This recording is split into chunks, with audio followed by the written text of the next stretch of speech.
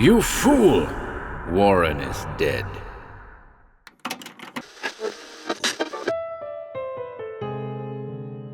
Welcome to HorrorBabble. I've been asked for an SFX-free version of today's story many times, so here it is, cleaned up, remastered, and with a proper, spoiler-free introduction. Again, if you'd like to skip the intro, see the description below for chapter times.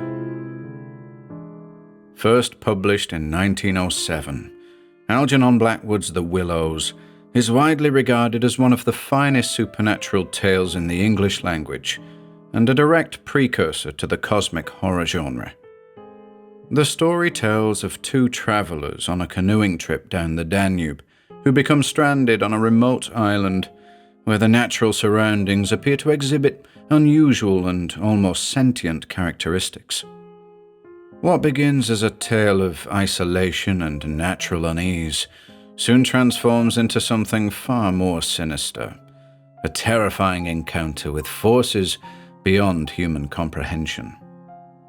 Lovecraft praised the novella as the finest weird story I have ever read, citing it as a pivotal influence on his development of the Cthulhu mythos. In The Willows, horror emerges from the frightening possibility that our reality intersects with another, a vast, indifferent realm governed by unknowable intelligences. The landscape itself becomes a liminal space, where perception breaks down and the human mind begins to unravel, a theme that's still very popular in horror fiction today. And without further ado,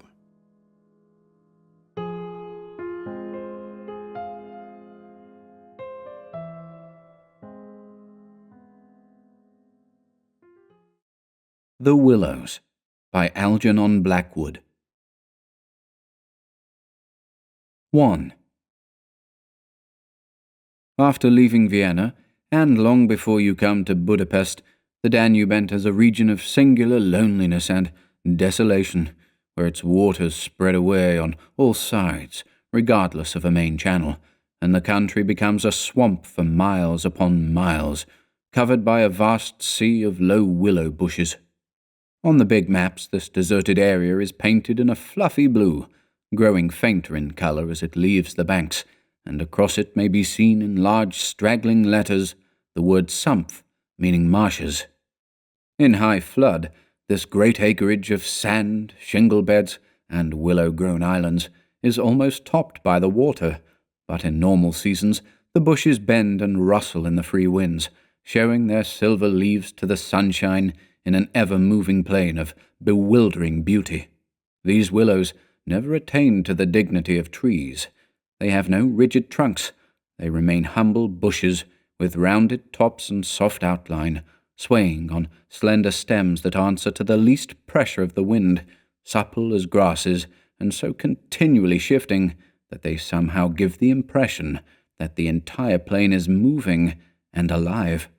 For the wind sends waves rising and falling over the whole surface, waves of leaves instead of waves of water, green swells like the sea too, until the branches turn and lift, and then silvery white as their underside turns to the sun. Happy to slip beyond the control of the stern banks, the Danube here wanders about at will, among the intricate network of channels intersecting the islands everywhere, with broad avenues down which the waters pour with a shouting sound, making whirlpools, eddies, and foaming rapids, tearing at the sandy banks, carrying away masses of shore and willow clumps, and forming new islands innumerably, which shift daily in size and shape, and possess at best an impermanent life, since the flood time obliterates their very existence. Properly speaking, this fascinating part of the river's life begins soon after leaving Pressburg, and we, in our Canadian canoe, with gypsy tent and frying pan on board, reached it on the crest of a rising flood about mid-July. That very same morning, when the sky was reddening before sunrise, we had slipped swiftly through still-sleeping Vienna, leaving it a couple of hours later a mere patch of smoke against the blue hills of the Wienerwald on the horizon. We had breakfasted below Fischerabend, under a grove of birch trees roaring in the wind, and had then swept on the tearing current past Ort, Heinberg, Petronell, the old Roman Carnuntum of Marcus Aurelius, and so under the frowning heights of Thelsen on a spur of the Carpathians, where the march steals in quietly from the left, and the frontier is crossed between Austria and Hungary.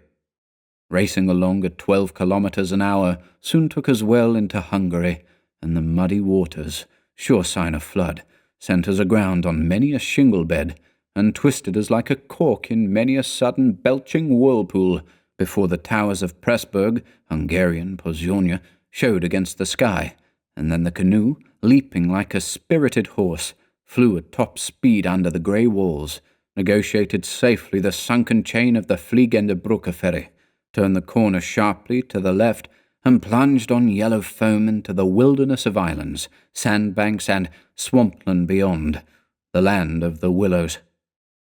The change came suddenly, as when a series of bioscope pictures snaps down on the streets of a town and shifts without warning into the scenery of lake and forest.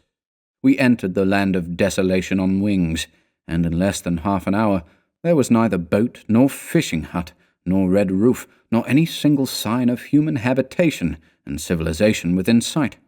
The sense of remoteness from the world of humankind, the utter isolation, the fascination of this singular world of willows, winds, and waters instantly laid its spell upon us both, so that we allowed laughingly to one another that we ought by rights to have held some special kind of passport to admit us, and that we had, somewhat audaciously, come without asking leave into a separate little kingdom of wonder and magic, a kingdom that was reserved for the use of others who had a right to it, with everywhere unwritten warnings to trespassers for those who had the imagination to discover them.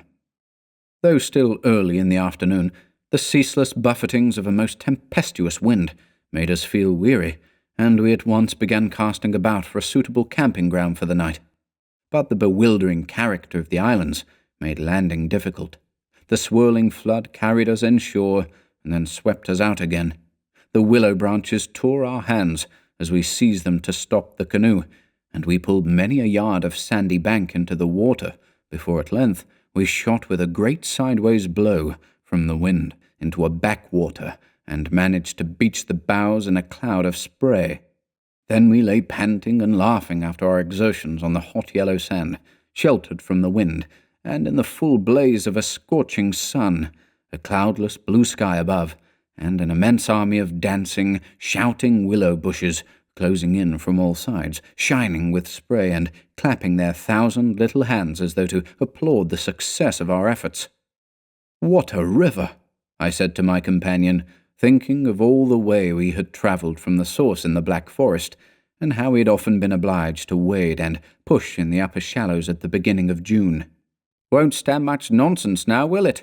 he said, pulling the canoe a little farther into safety up the sand, and then composing himself for a nap. I lay by his side, happy and peaceful in the bath of the elements, water, wind, sand, and the great fire of the sun, thinking of the long journey that lay behind us, and of the great stretch before us to the Black Sea, and how lucky I was to have such a delightful and charming travelling companion as my friend, the Swede.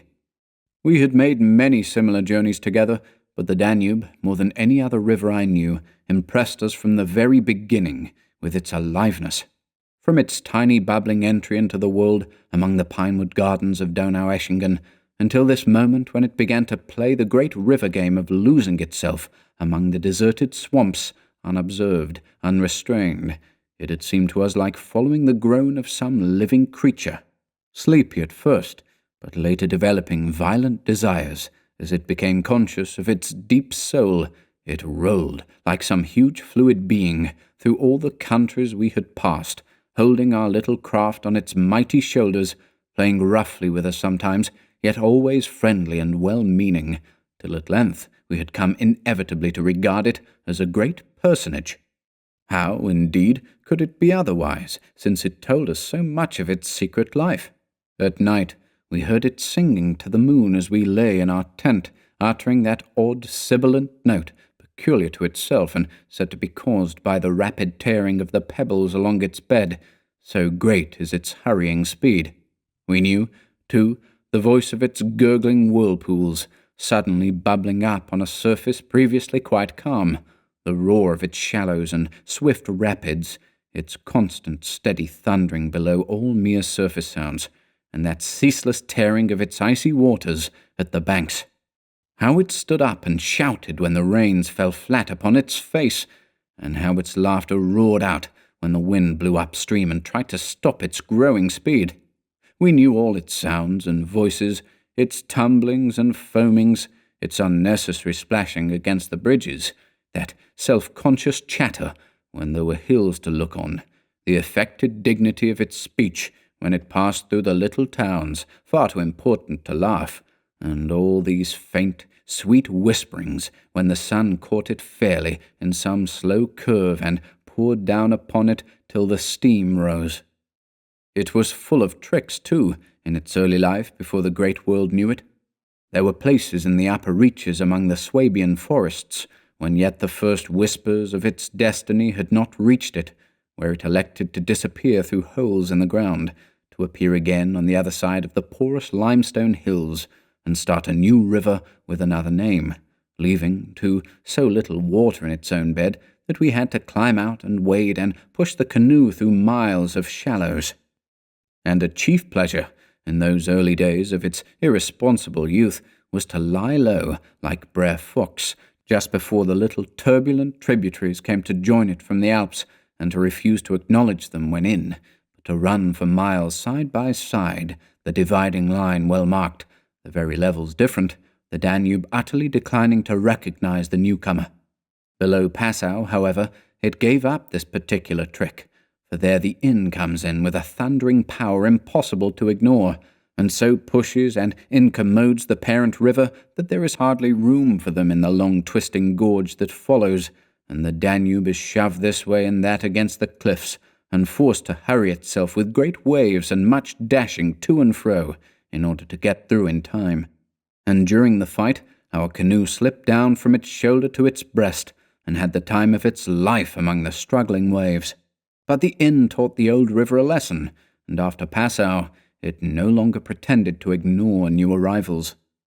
This was many days back, of course, and since then we had come to know other aspects of the great creature, and across the Bavarian wheat plain of Straubing she wandered so slowly under the blazing June sun that we could well imagine only the surface inches were water, while below there moved, concealed as by a silken mantle, a whole army of undines, passing silently and unseen down to the sea, and very leisurely too, lest they be discovered.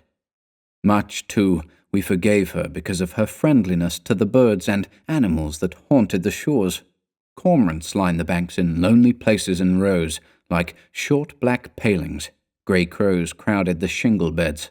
Storks stood fishing in the vistas of shallower water that opened up between the islands, and hawks, swans, and marsh birds of all sorts filled the air with glinting wings and singing petulant cries. It was impossible to feel annoyed with the river's vagaries after seeing a deer leap with a splash into the water at sunrise and swim past the bows of the canoe. And often we saw fawns peering at us from the underbrush, or looked straight into the brown eyes of a stag as we charged full tilt round a corner and entered another reach of the river. Foxes, too, everywhere haunted the banks, tripping daintily among the driftwood, and disappearing so suddenly that it was impossible to see how they managed it. But now, after leaving Pressburg, everything changed a little, and the Danube became more serious. It ceased trifling. It was halfway to the Black Sea, within seeming distance almost of other, stranger countries where no tricks would be permitted or understood. It became suddenly grown up, and claimed our respect and even our awe. It broke out into 3 arms, for one thing, that only met again 100 kilometers farther down, and for a canoe there were no indications which one was intended to be followed. "If you take a side channel," said the Hungarian officer we met in the Pressburg shop while buying provisions, "you may find yourselves, when the flood subsides, 40 miles from anywhere, high and dry, and you may easily starve. There are no people, no farms, no fishermen, I warn you not to continue. The river, too, is still rising, and this wind will increase." The rising river did not alarm us in the least, but the matter of being left high and dry by a sudden subsidence of the waters might be serious, and we had consequently laid in an extra stock of provisions. For the rest, the officer's prophecy held true, and the wind, blowing down a perfectly clear sky, increased steadily till it reached the dignity of a westerly gale. It was earlier than usual when we camped, for the sun was a good hour or two from the horizon, and leaving my friend still asleep on the hot sand, I wandered about in desultory examination of our hotel. The island, I found, was less than an acre in extent, a mere sandy bank standing some 2 or 3 feet above the level of the river. The far end, pointing into the sunset, was covered with flying spray which the tremendous wind drove off the crests of the broken waves. It was triangular in shape, with the apex upstream. I stood there for several minutes, watching the impetuous crimson flood bearing down with a shouting roar, dashing in waves against the bank as though to sweep it bodily away, and then swirling by in 2 foaming streams on either side. The ground seemed to shake with the shock and rush, while the furious movement of the willow bushes as the wind poured over them increased the curious illusion that the island itself actually moved. Above, for a mile or 2, I could see the great river descending upon me. It was like looking up the slope of a sliding hill, white with foam, and leaping up everywhere to show itself to the sun. The rest of the island was too thickly grown with willows to make walking pleasant, but I made the tour nevertheless. From the lower end the light, of course, changed, and the river looked dark and angry. Only the backs of the flying waves were visible, streaked with foam, and pushed forcibly by the great puffs of wind that fell upon them from behind. For a short mile it was visible, pouring in and out among the islands, and then disappearing with a huge sweep into the willows, which closed about it like a herd of monstrous antediluvian creatures crowding down to drink. They made me think of gigantic sponge-like growths that sucked the river up into themselves. They caused it to vanish from sight. They herded there together in such overpowering numbers. Altogether, it was an impressive scene, with its utter loneliness, its bizarre suggestion, and as I gazed, long and curiously, a singular emotion began to stir somewhere in the depths of me. Midway in my delight of the wild beauty, there crept, unbidden and unexplained, a curious feeling of disquietude, almost of alarm. A rising river, perhaps, always suggests something of the ominous. Many of the little islands I saw before me would probably have been swept away by the morning. This resistless, thundering flood of water touched the sense of awe. Yet I was aware that my uneasiness lay deeper, far than the emotions of awe and wonder. It was not that I felt, nor had it directly to do with the power of the driving wind, the shouting hurricane that might almost carry up a few acres of willows into the air and scatter them like so much chaff over the landscape. The wind was simply enjoying itself, for nothing rose out of the flat landscape to stop it, and I was conscious of sharing its great game with a kind of pleasurable excitement. Yet this novel emotion had nothing to do with the wind. Indeed, so vague was the sense of distress I experienced that it was impossible to trace it to its source and deal with it accordingly, though I was aware somehow that it had to do with my realization of our utter insignificance before this unrestrained power of the elements about me. The huge-grown river had something to do with it too, a vague, unpleasant idea that we had somehow trifled with these great elemental forces in whose power we lay helpless every hour of the day and night. For here, indeed, they were gigantically at play together, and the sight appealed to the imagination. But my emotion, so far as I could understand it, seemed to attach itself more particularly to the willow bushes, to these acres and acres of willows, crowding, so thickly growing there, swarming everywhere the eye could reach, pressing upon the river as though to suffocate it, standing in dense array mile after mile beneath the sky, watching, waiting, listening. And, apart quite from the elements, the willows connected themselves subtly with my malaise, attacking the mind insidiously somehow, by reason of their vast numbers, and contriving, in some way or other, to represent to the imagination a new and mighty power, a power, moreover, not altogether friendly to us. Great revelations of nature, of course, never failed to impress in one way or another, and I was no stranger to moods of the kind. Mountains overawe and oceans terrify, while the mystery of great forests exercises a spell peculiarly its own. But all these, at one point or another, somewhere link on intimately with human life and human experience. They stir comprehensible, even if alarming, emotions. They tend on the whole to exalt. With this multitude of willows, however, it was something far different, I felt. Some essence emanated from them that besieged the heart. A sense of awe awakened, true, but of awe touched somewhere by a vague terror.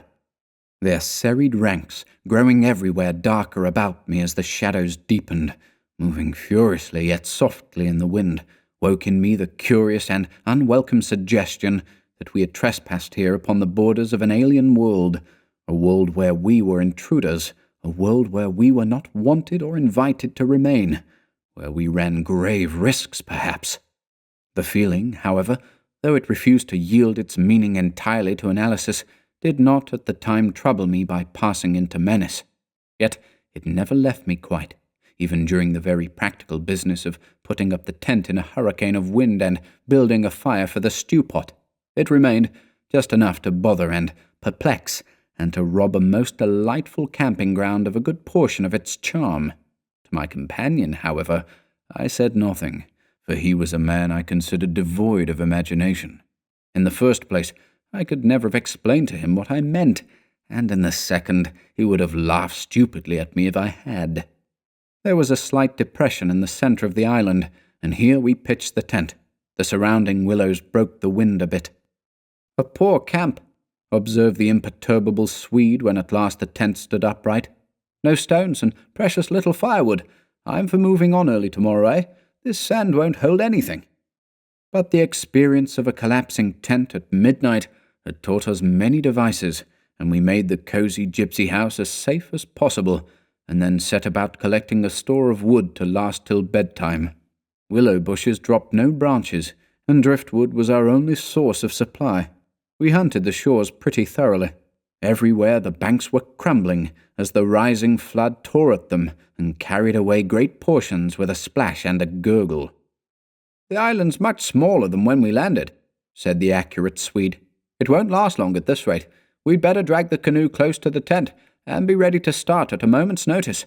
I shall sleep in my clothes." He was a little distance off, climbing along the bank, and I heard this rather jolly laugh as he spoke.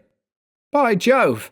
I heard him call a moment later, and turned to see what had caused his exclamation, but for the moment he was hidden by the willows, and I could not find him. "What in the world's this?" I heard him cry again, and this time his voice had become serious. I ran up quickly and joined him on the bank. He was looking over the river, pointing at something in the water. "Good heavens, it's a man's body!" he cried excitedly. "Look!" A black thing, turning over and over in the foaming waves, swept rapidly past.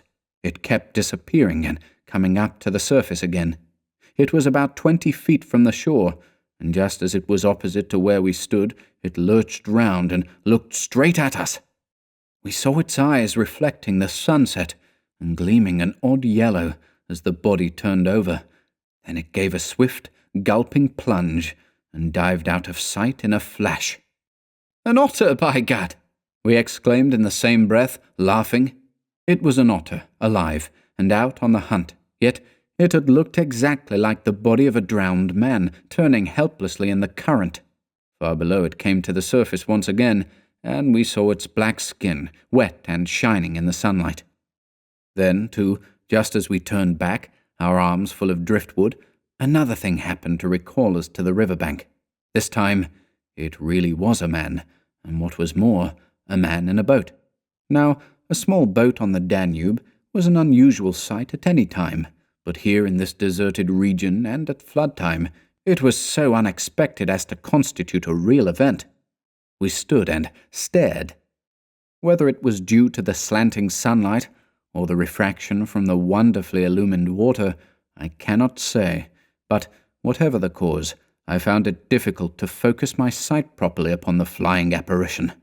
It seemed, however, to be a man standing upright in a sort of flat-bottomed boat, steering with a long oar, and being carried down the opposite shore at a tremendous pace. He apparently was looking across in our direction, but the distance was too great, and the light too uncertain for us to make out very plainly what he was about. It seemed to me that he was gesticulating and making signs at us. His voice came across the water to us, shouting something furiously, but the wind drowned it so that no single word was audible. There was something curious about the whole appearance, man, boat, signs, voice, that made an impression on me out of all proportion to its cause. "He's crossing himself," I cried. "Look, he's making the sign of the cross." "I believe you're right," the Swede said, shading his eyes with his hand and watching the man out of sight. He seemed to be gone in a moment, melting away down there into the sea of willows, where the sun caught them in the bend of the river and turned them into a great crimson wall of beauty. Mist, too, had begun to ruse, so that the air was hazy. "But what in the world is he doing at nightfall on this flooded river?" I said, half to myself. "Where is he going at such a time, and what did he mean by his signs and shouting? Do you think he wished to warn us about something?" "He saw our smoke, and thought we were spirits, probably," laughed my companion. "These Hungarians believe in all sorts of rubbish. You remember the shopwoman at Pressburg warning us that no one ever landed here because it belonged to some sort of beings outside man's world. I suppose they believe in fairies and elementals, possibly demons too. That peasant in the boat saw people on the islands for the first time in his life," he added, after a slight pause, "and it scared him, that's all." The Swede's tone of voice was not convincing, and his manner lacked something that was usually there. I noted the change instantly while he talked, though without being able to label it precisely. "If they had enough imagination," I laughed loudly. I remember trying to make as much noise as I could. "They might well people a place like this with the old gods of antiquity. The Romans must have haunted all this region more or less with their shrines and sacred groves and elemental deities." The subject dropped, and we returned to our stew pot, for my friend was not given to imaginative conversation, as a rule. Moreover, just then I remember feeling distinctly glad that he was not imaginative. His stolid, practical nature suddenly seemed to me welcome and comforting. It was an admirable temperament, I felt. He could steer down rapids like a red Indian, shoot dangerous bridges and whirlpools better than any white man I ever saw in a canoe. He was a grand fellow for an adventurous trip, a tower of strength when untoward things happened.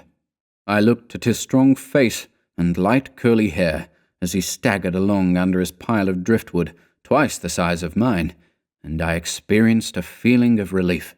Yes, I was distinctly glad just then that the Swede was what he was, and that he never made remarks that suggested more than they said. "The river's still rising, though," he added, as if following out some thoughts of his own, and dropping his load with a gasp. "This island will be under water in 2 days if it goes on." "I wish the wind would go down," I said. "I don't care a fig for the river." The flood, indeed, had no terrors for us. We could get off at 10 minutes' notice, and the more water the better we liked it.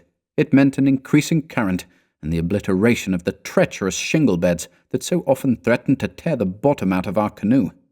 Contrary to our expectations, the wind did not go down with the sun. It seemed to increase with the darkness, howling overhead and shaking the willows round us like straws. Curious sounds accompanied it sometimes, like the explosion of heavy guns, and it fell upon the water in the island in great flat blows of immense power. It made me think of the sounds a planet must make, could we only hear it driving along through space. But the sky kept wholly clear of clouds, and soon after supper the full moon rose up in the east and covered the river and the plain of shouting willows with a light like the day. We lay on the sandy patch beside the fire, smoking, listening to the noises of the night round us, and talking happily of the journey we had already made. and of our plans ahead. The map lay spread in the door of the tent, but the high wind made it hard to study, and presently we lowered the curtain and extinguished the lantern. The firelight was enough to smoke and see each other's faces by, and the sparks flew about overhead like fireworks. A few yards beyond, the river gurgled and hissed, and from time to time a heavy splash announced the falling away of further portions of the bank.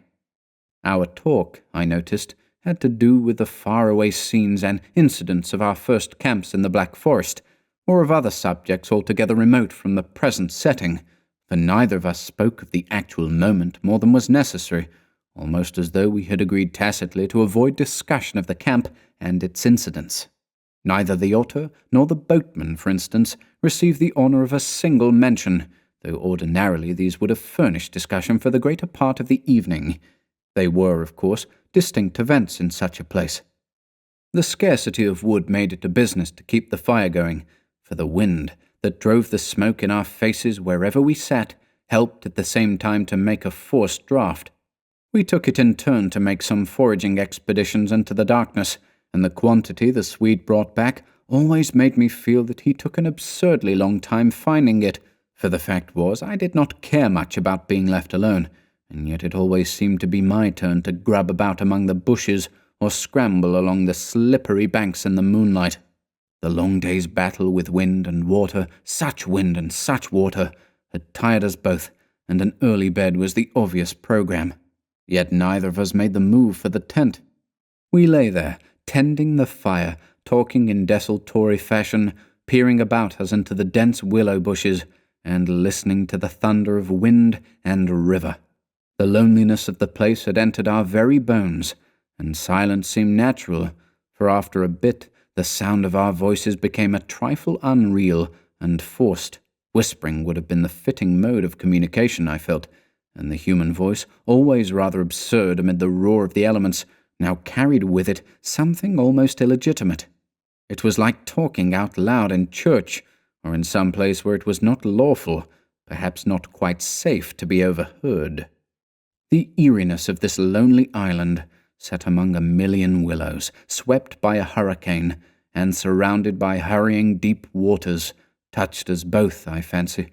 Untrodden by men, almost unknown to man, it lay there beneath the moon, remote from human influence, on the frontier of another world, an alien world, a world tenanted by willows only, and the souls of willows.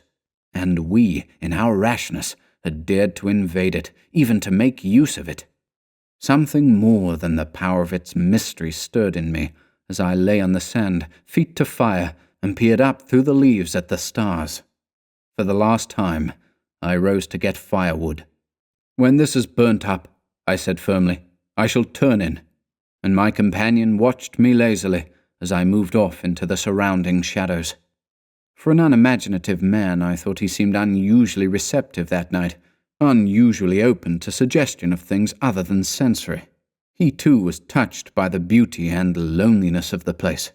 I was not altogether pleased, I remember, to recognize this slight change in him, and instead of immediately collecting sticks, I made my way to the far point of the island, where the moonlight on plain and river could be seen to better advantage. The desire to be alone had come suddenly upon me. My former dread returned in force.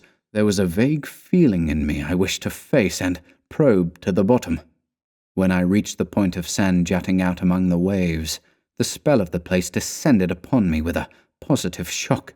No mere scenery could have produced such an effect. There was something more here, something to alarm. I gazed across the waste of wild waters. I watched the whispering willows. I heard the ceaseless beating of the tireless wind, and, one and all, each in its own way, stirred in me the sensation of a strange distress, but the willows especially, for ever they went on chattering and talking among themselves, laughing a little, shrilly crying out, sometimes sighing. But what it was they made so much to do about belonged to the secret life of the great plain they inhabited, and it was utterly alien to the world I knew, or to that of the wild yet kindly elements. They made me think of a host of beings from another plane of life, Another evolution altogether, perhaps, all discussing a mystery known only to themselves. I watched them moving busily together, oddly shaking their big, bushy heads, twirling their myriad leaves even when there was no wind. They moved of their own will as though alive, and they touched, by some incalculable method, my own keen sense of the horrible. There they stood in the moonlight, like a vast army surrounding our camp, shaking their innumerable silver spears defiantly, formed all ready for an attack. The psychology of places, for some imaginations at least, is very vivid. For the wanderer, especially, camps have their note, either of welcome or rejection. At first it may not always be apparent, because the busy preparations of tent and cooking prevent, but with the first pause, after supper usually, it comes and announces itself. And the note of this willow camp now became unmistakably plain to me.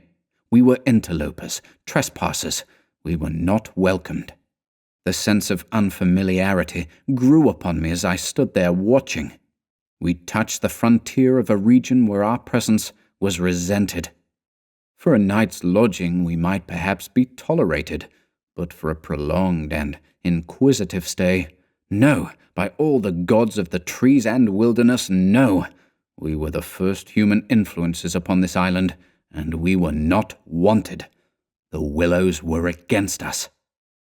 Strange thoughts like these, bizarre fancies, born I know not whence, found lodgment in my mind as I stood listening. What, I thought, if after all these crouching willows proved to be alive, if suddenly they should rise up like a swarm of living creatures marshalled by the gods whose territory we had invaded, sweep towards us off the vast swamps booming overhead in the night, and then settle down. As I looked, it was so easy to imagine they actually moved, crept nearer, retreated a little, huddled together in masses, hostile, waiting for the great wind that should finally start them a-running. I could have sworn their aspect changed a little, and their ranks deepened and pressed more closely together. The melancholy, shrill cry of a night bird sounded overhead, and suddenly I nearly lost my balance as the piece of bank I stood upon fell with a great splash into the river, undermined by the flood. I stepped back, just in time, and went on hunting for firewood again, half laughing at the odd fancies that crowded so thickly into my mind and cast their spell upon me. I recalled the Swede's remark about moving on next day, and I was just thinking that I fully agreed with him, when I turned with a start and saw the subject of my thoughts standing immediately in front of me. He was quite close. The roar of the elements had covered his approach. "You've been gone so long," he shouted above the wind. "I thought something must have happened to you." But there was that in his tone, and a certain look in his face as well, that conveyed to me more than his usual words, and in a flash I understood the real reason for his coming. It was because the spell of the place had entered his soul too, and he did not like being alone. "River still rising," he cried, pointing to the flood in the moonlight. "And the wind's simply awful." He always said the same things, but it was the cry for companionship that gave the real importance to his words. "Lucky," I cried back. "Our tent's in the hollow. I think it'll hold all right." I added something about the difficulty of finding wood in order to explain my absence, but the wind caught my words and flung them across the river, so that he did not hear, but just looked at me through the branches, nodding his head. "Lucky if we get away without disaster," he shouted, or words to that effect, and I remember feeling half angry with him for putting the thought into words, for it was exactly what I felt myself. There was disaster impending somewhere, and the sense of presentiment lay unpleasantly upon me. We went back to the fire and made a final blaze, poking it up with our feet. We took a last look round, but for the wind the heat would have been unpleasant. I put this thought into words, and I remember my friend's reply struck me oddly, that he would rather have the heat, the ordinary July weather, than this diabolical wind. Everything was snug for the night, the canoe lying turned over beside the tent, with both yellow paddles beneath her, the provision sack hanging from a willow stem, and the washed-up dishes removed to a safe distance from the fire, all ready for the morning meal. We smothered the embers of the fire with sand, and then turned in. The The flap of the tent door was up, and I saw the branches and the stars and the white moonlight. The shaking willows and the heavy buffetings of the wind against our taut little house were the last things I remembered as sleep came down and covered all with its soft and delicious forgetfulness. 2. Suddenly, I found myself lying awake, peering from my sandy mattress through the door of the tent. I looked at my watch pinned against the canvas, and saw by the bright moonlight that it was past 12 o'clock, the threshold of a new day, and I had therefore slept a couple of hours. The Swede was asleep still beside me. The wind howled as before. Something plucked at my heart and made me feel afraid. There was a sense of disturbance in my immediate neighborhood. I sat up quickly and looked out. The trees were swaying violently to and fro as the gust smote them, but our little bit of green canvas lay snugly safe in the hollow, for the wind passed over it without meeting enough resistance to make it vicious. The feeling of disquietude did not pass, however, and I crawled quietly out of the tent to see if our belongings were safe. I moved carefully, so as not to waken my companion. A curious excitement was on me. I was halfway out, kneeling on all fours, when my eye first took in that the tops of the bushes opposite, with their moving tracery of leaves, made shapes against the sky. I sat back on my haunches and stared. It was incredible, surely, but there, opposite and slightly above me, were shapes of some indeterminate sort among the willows, and as the branches swayed in the wind, they seemed to group themselves about these shapes, forming a series of monstrous outlines that shifted rapidly beneath the moon. Close, about 50 feet in front of me, I saw these things. My first instinct was to waken my companion, that he too might see them, but something made me hesitate, the sudden realization, probably, that I should not welcome corroboration, and meanwhile I crouched there staring in amazement with smarting eyes. I was wide awake. I remember saying to myself that I was not dreaming.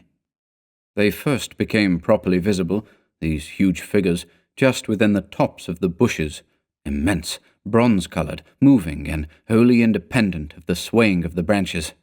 I saw them plainly, and noted, now I came to examine them more calmly, that they were much larger than human, and indeed that something in their appearance proclaimed them to be not human at all. Certainly they were not merely the moving tracery of the branches against the moonlight. They shifted independently. They rose upwards in a continuous stream from earth to sky, vanishing utterly as soon as they reached the dark of the sky. They were interlaced one with another, making a great column, and I saw their limbs and huge bodies melting in and out of each other, forming this serpentine line that bent and swayed and twisted spirally with the contortions of the wind-tossed trees. They were nude, fluid shapes, passing up the bushes, within the leaves almost, rising up in a living column into the heavens. Their faces I never could see. Unceasingly they poured upwards, swaying in great bending curves, with a hue of dull bronze upon their skins. I stared, trying to force every atom of vision from my eyes. For a long time, I thought they must every moment disappear and resolve themselves into the movements of the branches and prove to be an optical illusion. I searched everywhere for proof of reality, when all the while I understood quite well that the standard of reality had changed.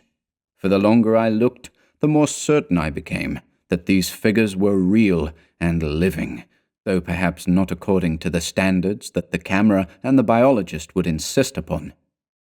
Far from feeling fear, I was possessed with a sense of awe and wonder such as I have never known. I seemed to be gazing at the personified elemental forces of this haunted and primeval region.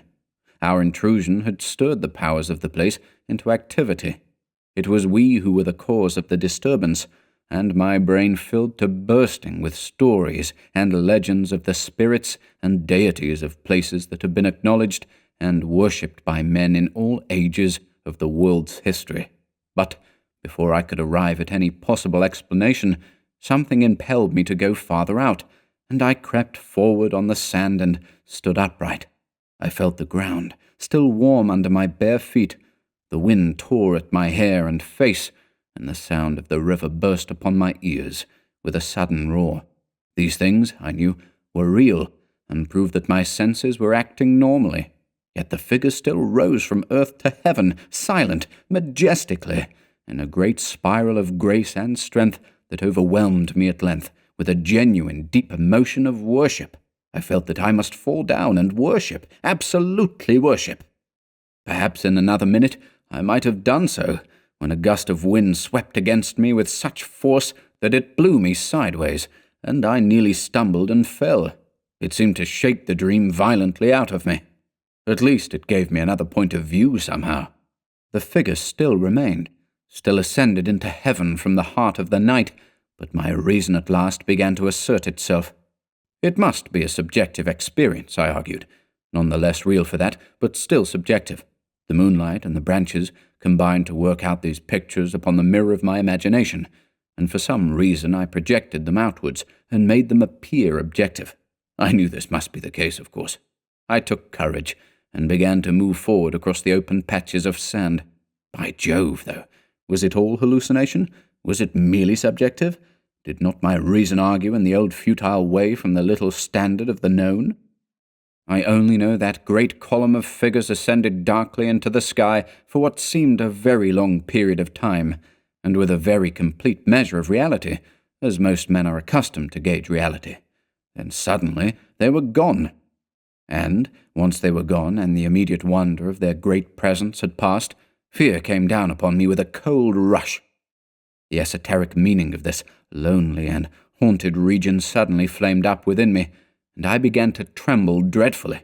I took a quick look round, a look of horror that came near to panic, calculating vainly ways of escape, and then, realizing how helpless I was to achieve anything really effective, I crept back silently into the tent and lay down again upon my sandy mattress, first lowering the door curtain to shut out the sight of the willows and the moonlight, and then burying my head as deeply as possible beneath the blankets to deaden the sound of the terrifying wind. 3. As though further to convince me that I had not been dreaming, I remember that it was a long time before I fell again into a troubled and restless sleep, and even then only the upper crust of me slept, and underneath there was something that never quite lost consciousness, but lay alert and on the watch. But this second time I jumped up with a genuine start of terror. It was neither the wind nor the river that woke me, but the slow approach of something that caused the sleeping portion of me to grow smaller and smaller, till at last it vanished altogether, and I found myself sitting bolt upright, listening. Outside, there was a sound of multitudinous little patterings. They had been coming, I was aware, for a long time, and in my sleep they had first become audible. I sat there nervously wide awake, as though I had not slept at all. It seemed to me that my breathing came with difficulty, and that there was a great weight upon the surface of my body. In spite of the hot night, I felt clammy with cold and shivered. Something surely was pressing steadily against the sides of the tent and weighing down upon it from above. Was it the body of the wind? Was this the pattering rain, the dripping of the leaves, the spray blown from the river by the wind and gathering in big drops? I thought quickly of a dozen things. Then suddenly the explanation leaped into my mind. A bough from the poplar, the only large tree on the island, had fallen with the wind. Still half caught by the other branches, it would fall with the next gust and crush us, and meanwhile its leaves brushed and tapped upon the tight canvas surface of the tent. I raised a loose flap and rushed out, calling to the Swede to follow. But when I got out and stood upright, I saw that the tent was free. There was no hanging bough. There was no rain or spray. Nothing approached. A cold, grey light filtered down through the bushes and lay on the faintly gleaming sand. Stars still crowded the sky directly overhead, and the wind howled magnificently, but the fire no longer gave out any glow, and I saw the east reddening in streaks through the trees. Several hours must have passed since I stood there before, watching the ascending figures, and the memory of it now came back to me horribly, like an evil dream. Oh, how tired it made me feel, that ceaseless, raging wind! Yet Though the deep lassitude of a sleepless night was on me, my nerves were tingling with the activity of an equally tireless apprehension, and all idea of repose was out of the question. The river I saw had risen further, its thunder filled the air, and a fine spray made itself felt through my thin sleeping shirt. Yet nowhere did I discover the slightest evidence of anything to cause alarm. This deep, prolonged disturbance in my heart remained wholly unaccounted for. My companion had not stirred when I called him, and there was no need to waken him now. I looked about me carefully, noting everything: the turned-over canoe, the yellow paddles, 2 of them, I'm certain, the provision sack and the extra lantern hanging together from the tree, and, crowding everywhere about me, enveloping all, the willows, those endless, shaking willows. A bird uttered its morning cry, and a string of duck passed with whirring flight overhead in the twilight. The sand whirled, dry and stinging, about my bare feet in the wind. I walked round the tent and then went out a little way into the bush, so that I could see across the river to the farther landscape, and the same profound yet indefinable emotion of distress seized upon me again, as I saw the interminable sea of bushes stretching to the horizon, looking ghostly and unreal in the one light of dawn. I walked softly here and there, still puzzling over that odd sound of infinite pattering, and of that pressure upon the tent that had wakened me. It must have been the wind, I reflected, the wind bearing upon the loose, hot sand, driving the dry particles smartly against the taut canvas, the wind dropping heavily upon our fragile roof. Yet all the time my nervousness and malaise increased appreciably. I crossed over to the farther shore and noted how the coastline had altered in the night, and what masses of sand the river had torn away. I dipped my hands and feet into the cool current, and bathed my forehead. Already there was a glow of sunrise in the sky, and the exquisite freshness of coming day.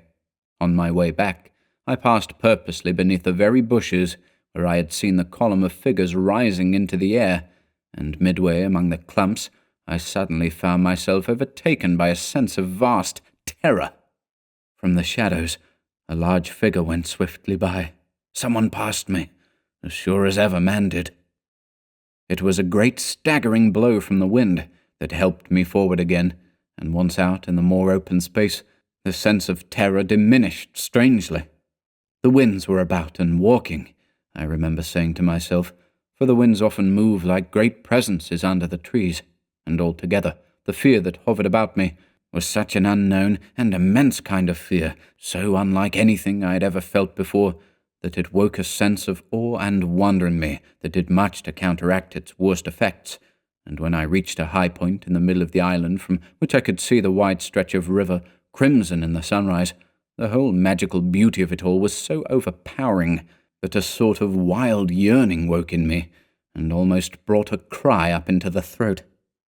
But this cry found no expression, for as my eyes wandered from the plain beyond to the island round me, and noted our little tent half hidden among the willows, a dreadful discovery leaped out at me, compared to which my terror of the walking wind seemed as nothing at all. For a change, I thought, had somehow come about in the arrangement of the landscape. It was not that my point of vantage gave me a different view, but that an alteration had apparently been effected in the relation of the tent to the willows, and of the willows to the tent. Surely the bushes now crowded much closer, unnecessarily, unpleasantly close. They had moved nearer. Creeping with silent feet over the shifting sands, drawing imperceptibly nearer by soft, unhurried movements, the willows had come closer during the night. But had the wind moved them, or had they moved of themselves? I recalled the sound of infinite small patterings, and the pressure upon the tent and upon my own heart that caused me to wake in terror. I swayed for a moment in the wind like a tree, finding it hard to keep my upright position on the sandy hillock. There was a suggestion here of personal agency, of deliberate intention, of aggressive hostility, and it terrified me into a sort of rigidity. Then the reaction followed quickly. The idea was so bizarre, so absurd, that I felt inclined to laugh. But the laughter came no more readily than the cry, for the knowledge that my mind was so receptive to such dangerous imaginings brought the additional terror that it was through our minds, and not through our physical bodies, that the attack would come, and was coming. The wind buffeted me about, and, very quickly it seemed, the sun came up over the horizon, for it was after 4 o'clock, and I must have stood on that little pinnacle of sand longer than I knew, afraid to come down to close quarters with the Willows. I returned quietly, creepily to the tent, first taking another exhaustive look round and, yes, I confess it, making a few measurements. I paced out on the warm sand the distances between the Willows and the tent, making a note of the shortest distance particularly. I crawled stealthily into my blankets. My companion, to all appearances, still slept soundly, and I was glad that this was so. Provided my experiences were not corroborated, I could find strength somehow to deny them, perhaps. With the daylight, I could persuade myself that it was all a subjective hallucination, a fantasy of the night, a projection of the excited imagination. Nothing further came in to disturb me, and I fell asleep almost at once, utterly exhausted, yet still in dread of hearing again that weird sound of multitudinous pattering, or of feeling the pressure upon my heart that had made it difficult to breathe.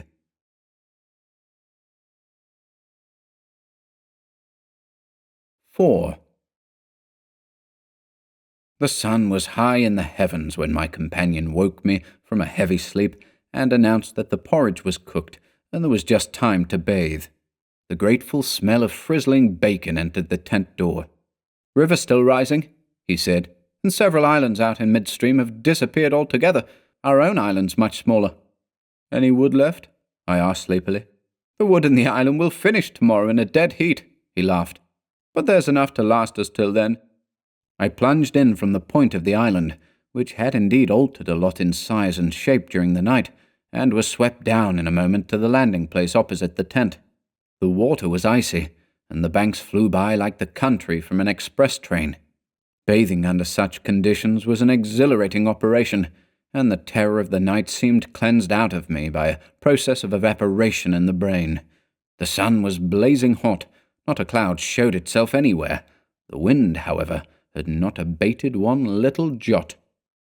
Quite suddenly, then, the implied meaning of the Swede's words flashed across me, showing that he no longer wished to leave post-haste, and had changed his mind. Enough to last till tomorrow. He assumed we should stay on the island another night. It struck me as odd. The night before, he was so positive the other way. How had the change come about? Great crumblings of the banks occurred at breakfast, with heavy splashings and clouds of spray, which the wind brought into our frying pan, and my fellow traveller talked incessantly about the difficulty the Vienna pest steamers must have to find the channel in flood. But the state of his mind interested and impressed me far more than the state of the river or the difficulties of the steamers. He had changed somehow since the evening before. His manner was different, a trifle excited, a trifle shy, with a sort of suspicion about his voice and gestures. I hardly know how to describe it now in cold blood, but at the time I remember being quite certain of one thing, that he had become frightened. He ate very little breakfast, and for once omitted to smoke his pipe. He had the map spread open beside him, and kept studying its markings. "We'd better get off sharp in an hour," I said presently, feeling for an opening that must bring him indirectly to a partial confession, at any rate. And his answer puzzled me uncomfortably. "Rather, if they'll let us." "Who'll let us? The elements?" I asked quickly, with affected indifference. "The powers of this awful place, whoever they are," he replied, keeping his eyes on the map. "The gods are here, if they are anywhere at all in the world." "The elements are always the true immortals," I replied, laughing as naturally as I could manage, yet knowing quite well that my face reflected my true feelings, when he looked up gravely at me and spoke across the smoke. "We shall be fortunate if we get away without further disaster." This was exactly what I had dreaded, and I screwed myself up to the point of the direct question. It was like agreeing to allow the dentist to extract the tooth. It had to come anyhow in the long run, and the rest was all pretense. "Further disaster? Why? What's happened?" "For one thing, the steering paddle's gone." he said quietly. "The steering paddle gone?" I repeated, greatly excited, for this was our rudder, and the Danube in flood without a rudder was suicide. "But what—" "And there's a tear in the bottom of the canoe," he added, with a genuine little tremor in his voice. I continued staring at him, able only to repeat the words in his face somewhat foolishly. There, in the heat of the sun, and on this burning sand, I was aware of a freezing atmosphere descending round us. I got up to follow him, for he merely nodded his head gravely and led the way towards the tent a few yards on the other side of the fireplace. The canoe still lay there as I had last seen her in the night, ribs uppermost, the paddles, or rather the paddle, on the sand beside her. "There's only one," he said, stooping to pick it up, "and here's the rent in the baseboard." It was on the tip of my tongue to tell him that I had clearly noticed 2 paddles a few hours before, but a second impulse made me think better of it, and I said nothing. I approached to see. There was a long, finely made tear in the bottom of the canoe, where a little slither of wood had been neatly taken clean out. It looked as if the tooth of a sharp rock or snag had eaten down her length, and investigation showed that the hole went through. Had we launched out in her without observing it, we must inevitably have foundered. At first, the water would have made the wood swell so as to close the hole, but once out in midstream, the water must have poured in, and the canoe, never more than 2 inches above the surface, would have filled and sunk very rapidly. "There, you see an attempt to prepare a victim for the sacrifice," I heard him saying, more to himself than to me. "2 victims, rather," he added, as he bent over and ran his fingers along the slit. I began to whistle, a thing I always do unconsciously when utterly nonplussed, and purposely paid no attention to his words. I was determined to consider them foolish. "It wasn't there last night," he said presently, straightening up from his examination and looking anywhere but at me. "We must have scratched her in landing, of course," I stopped whistling to say. "The stones are very sharp." I stopped abruptly, for at that moment he turned round and met my eye squarely. I knew just as well as he did how impossible my explanation was. There were no stones to begin with.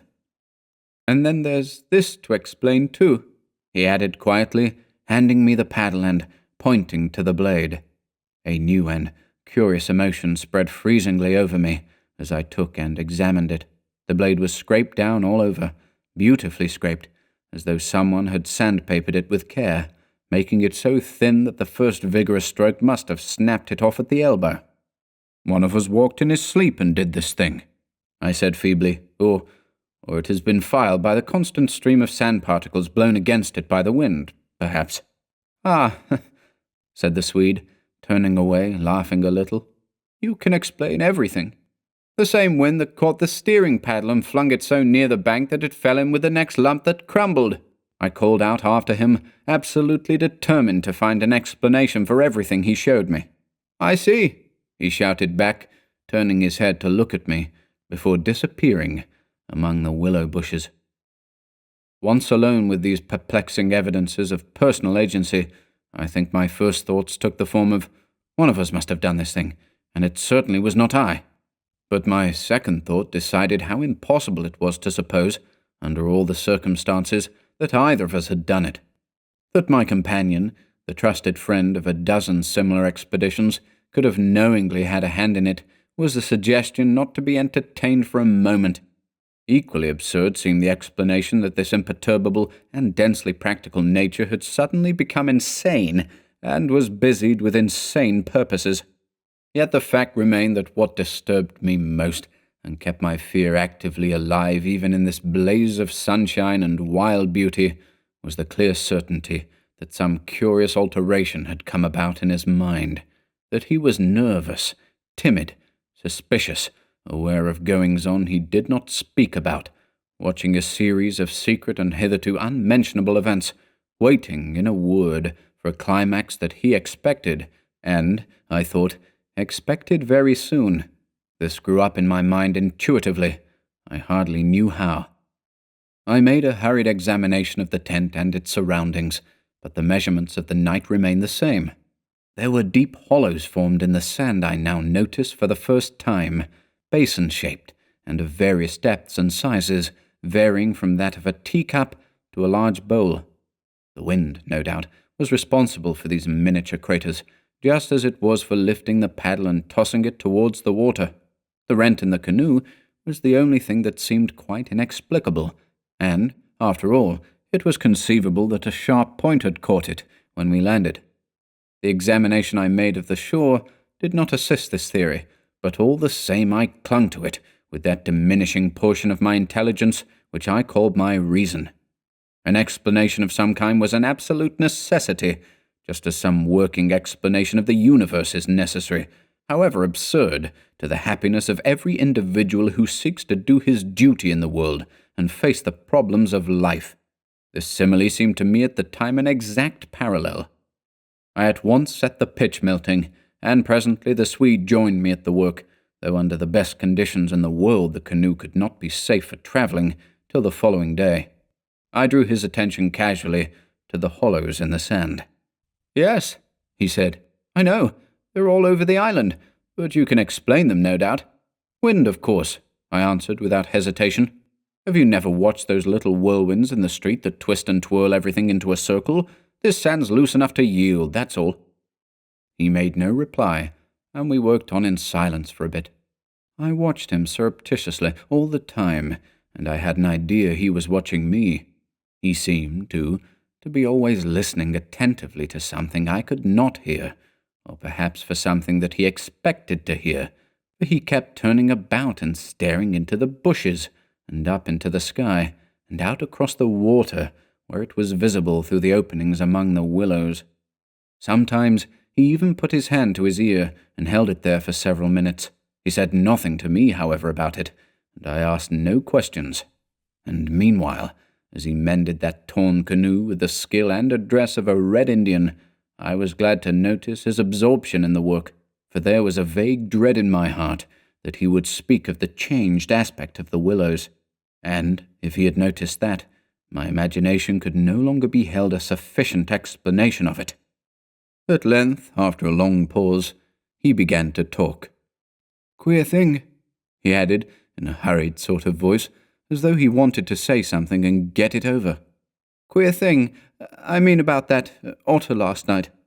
I had expected something so totally different that he caught me with surprise, and I looked up sharply. "Shows how lonely this place is. Otters are awfully shy things." "I don't mean that, of course," he interrupted. "I mean, did you think it really was an otter?" "What else, in the name of heaven? What else?" "You know, I saw it before you did, and at first it seemed so much bigger than an otter. The sunset, as you looked upstream, magnified it, or something," I replied. He looked at me absently a moment, as though his mind were busy with other thoughts. "It had such extraordinary yellow eyes," he went on, half to himself. "That was the sun, too." I laughed, a trifle boisterously. "I suppose you'll wonder next if that fellow in the boat—" I suddenly decided not to finish the sentence. He was in the act again of listening, turning his head to the wind, and something in the expression of his face made me halt.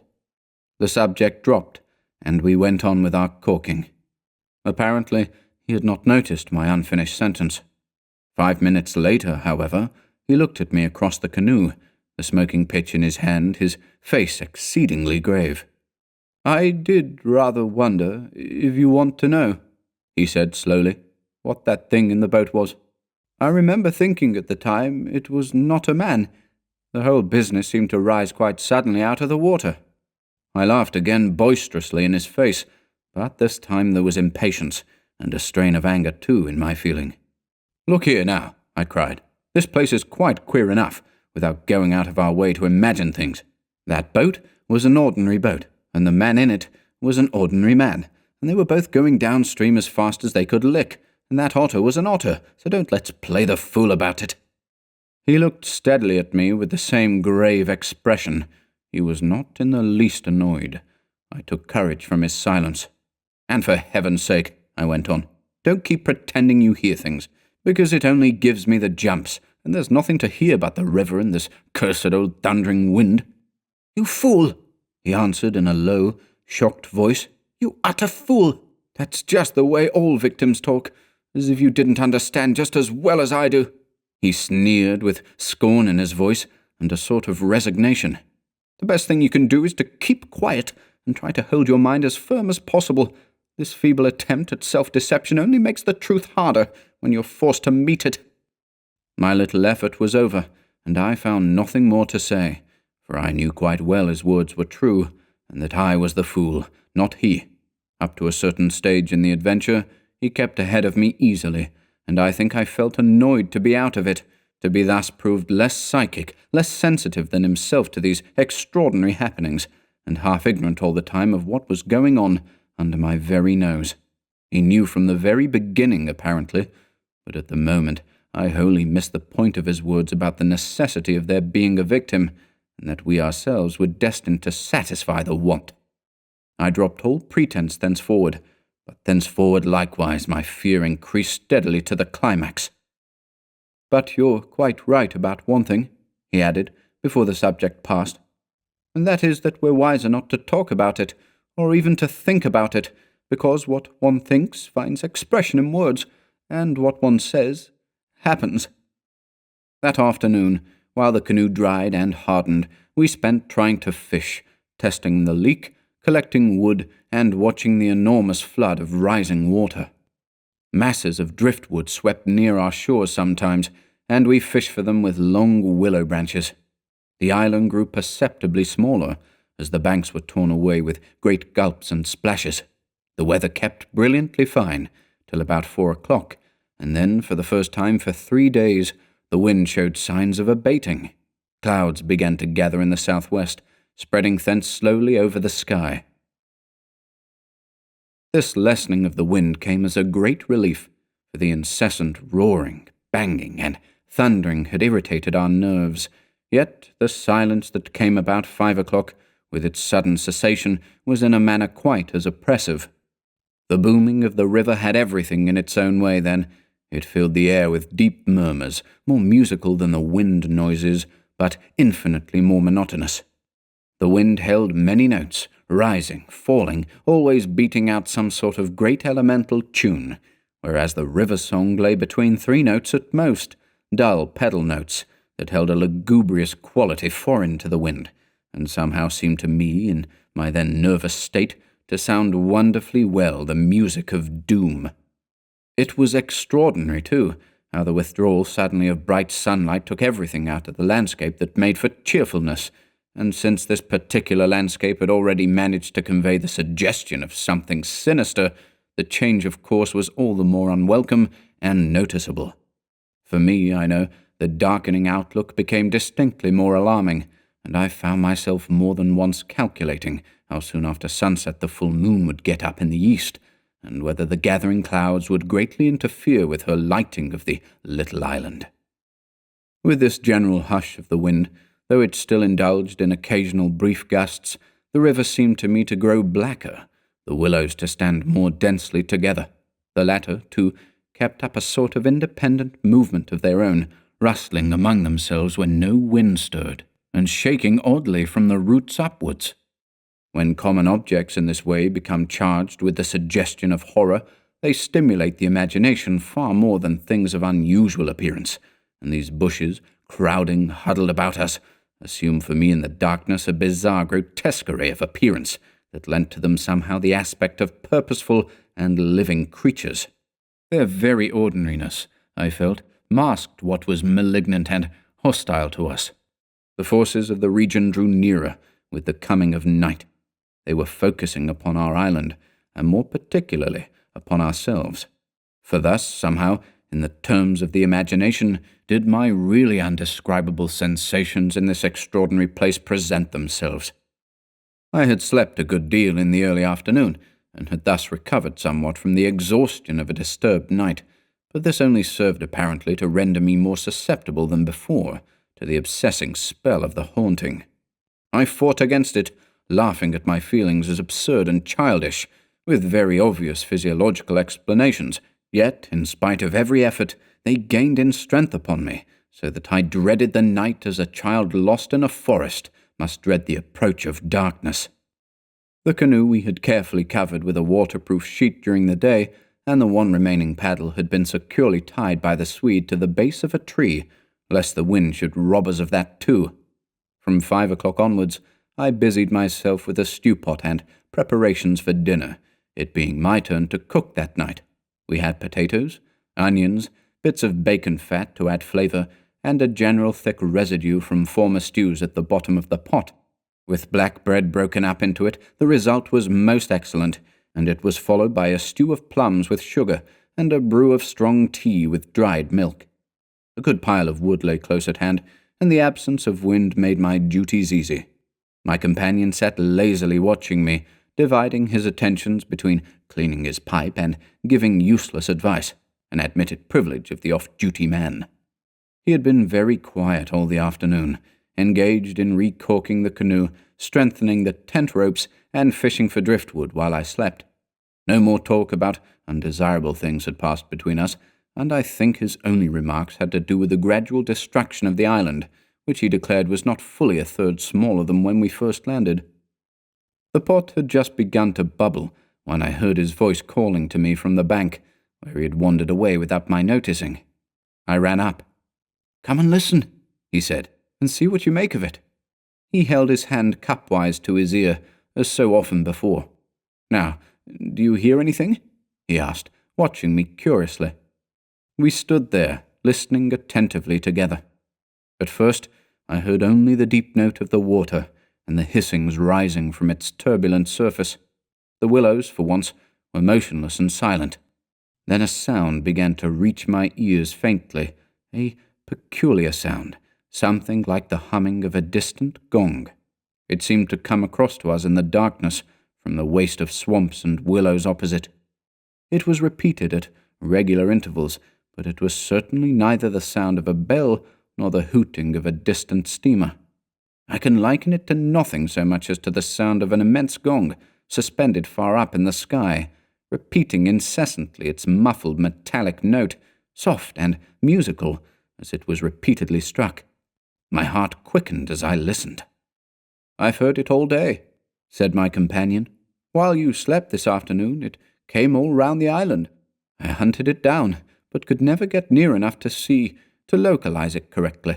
Sometimes it was overhead, and sometimes it seemed under the water. Once or twice, too, I could have sworn it was not outside at all, but within myself, the way a sound in the fourth dimension is supposed to come." I was too much puzzled to pay much attention to his words. I listened carefully, striving to associate it with any known familiar sound I could think of, but without success. It changed in the direction, too, coming nearer, and then sinking utterly away into remote distance.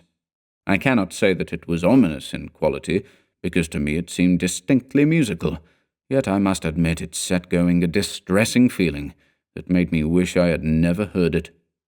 "The wind blowing in those sand funnels," I said, determined to find an explanation. "Or the bushes rubbing together after the storm, perhaps." "It comes off the whole swamp," my friend answered. "It comes from everywhere at once." He ignored my explanations. "It comes from the willow bushes, somehow."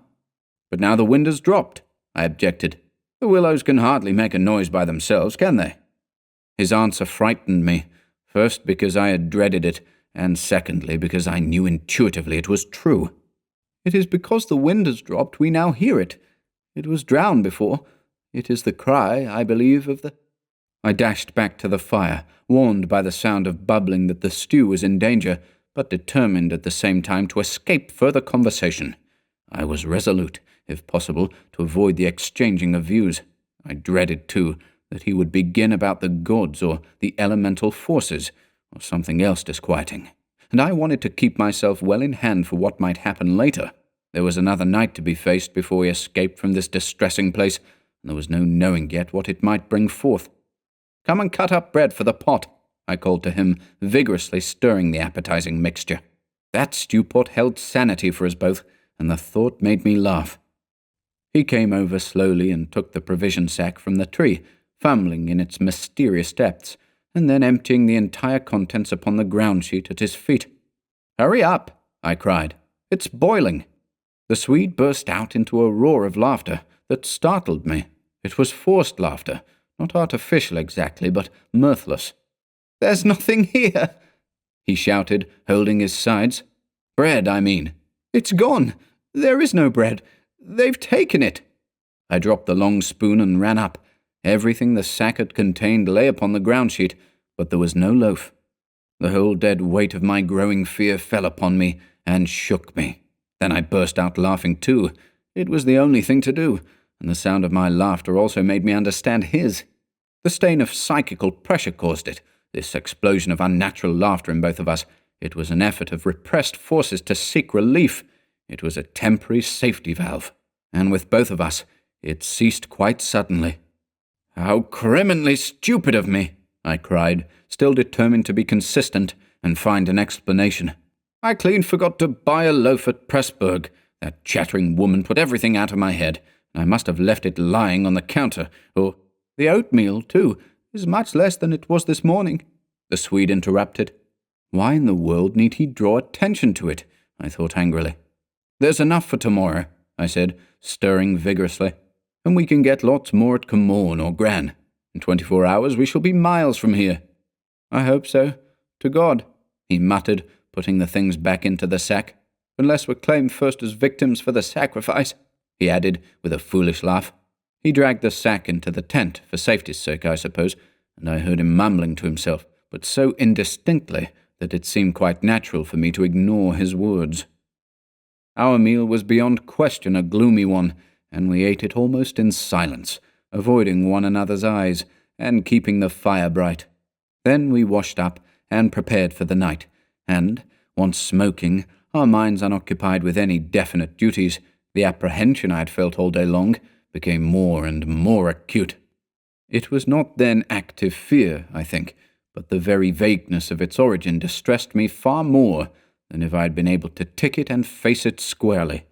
The curious sound I have likened to the note of a gong became now almost incessant, and filled the stillness of the night with a faint, continuous ringing, rather than a series of distinct notes.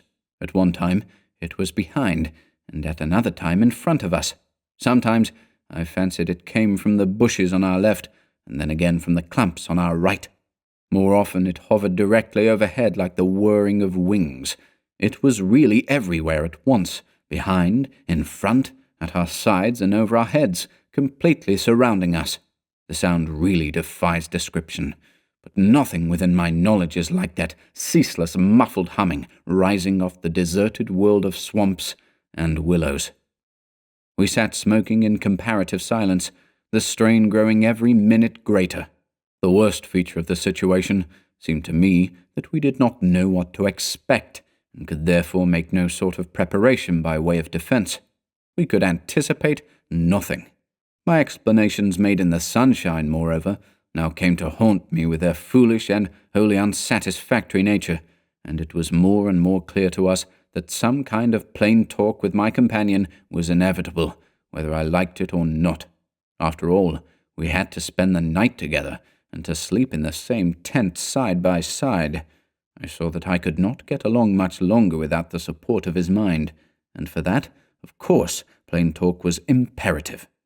As long as possible, however, I postponed this little climax and tried to ignore or laugh at the occasional sentences he flung into the emptiness. Some of these sentences, moreover, were confoundedly disquieting to me, coming as they did to corroborate much that I felt myself. Corroboration, too, which made it so much more convincing from a totally different point of view. He composed such curious sentences, and hurled them at me in such an inconsequential sort of way, as though his main line of thought was secret to himself, and these fragments were mere bits he found it impossible to digest. He got rid of them by uttering them. Speech relieved him. It was like being sick. "There are things about us, I'm sure, that make for disorder, disintegration, destruction, our destruction," he said once, while the fire blazed between us. "We've strayed out of a safe line somewhere." And another time, when the gong sounds had come nearer, ringing much louder than before, and directly over our heads, he said, as though talking to himself, "I don't think a gramophone would show any record of that. The sound doesn't come to me by the ears at all. The vibrations reach me in another manner altogether, and seem to be within me, which is precisely how a fourth-dimensional sound might be supposed to make itself heard. I purposely made no reply to this, but I sat up a little closer to the fire and peered about me into the darkness. The clouds were massed all over the sky, and no trace of moonlight came through. Very still, too, everything was, so that the river and the frogs had things all their own way. "It has that about it," he went on, "which is utterly out of common experience. It is unknown. Only one thing describes it, really. It is a non-human sound. A sound outside humanity." Having rid himself of this indigestible morsel, he lay quiet for a time, but he had so admirably expressed my own feeling that it was a relief to have the thought out, and to have confined it by the limitations of words from dangerous wandering to and fro in the mind. The solitude of that Danube camping place, can I ever forget it? The feeling of being utterly alone on an empty planet. My thoughts ran incessantly upon cities and the haunts of men. I would have given my soul, as the saying is, for the feel of those Bavarian villages we had passed through by the score, for the normal human commonplaces, peasants drinking beer, tables beneath the trees, hot sunshine, and a ruined castle on the rocks behind the red-roofed church. Even the tourists would have been welcome. Yet what I felt of dread was no ordinary ghostly fear. It was infinitely greater, stranger, and seemed to arise from some dim ancestral sense of terror, more profoundly disturbing than anything I had known or dreamed of. We had strayed, as the Swede put it, into some region or some set of conditions where the risks were great, yet unintelligible to us, where the frontiers of some unknown world lay close about us. It was a spot held by the dwellers in some outer space, a sort of peephole whence they could spy upon the earth, themselves unseen, a point where the veil between had worn a little thin. As the final result of too long a sojourn here, we should be carried over the border and deprived of what we called our lives, yet by mental, not physical processes.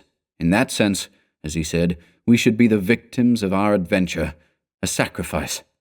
It took us in different fashion, each according to the measure of his sensitiveness and powers of resistance. I translated it vaguely into a personification of the mightily disturbed elements, investing them with the horror of a deliberate and malefic purpose, resentful of our audacious intrusion into their breeding place, whereas my friend threw it into the unoriginal form, at first of a trespass on some ancient shrine, some place where the old god still held sway, where the emotional forces of former worshippers still clung, and the ancestral portion of him yielded to the old pagan spell. At any rate, here was a place unpolluted by men, kept clean by the winds from coarsening human influences, a place where spiritual agencies were within reach and aggressive. Never, before or since, have I been so attacked by indescribable suggestions of a beyond region, of another scheme of life, another revolution not parallel to the human. And in the end, our minds would succumb under the weight of the awful spell, and we should be drawn across the frontier into their world.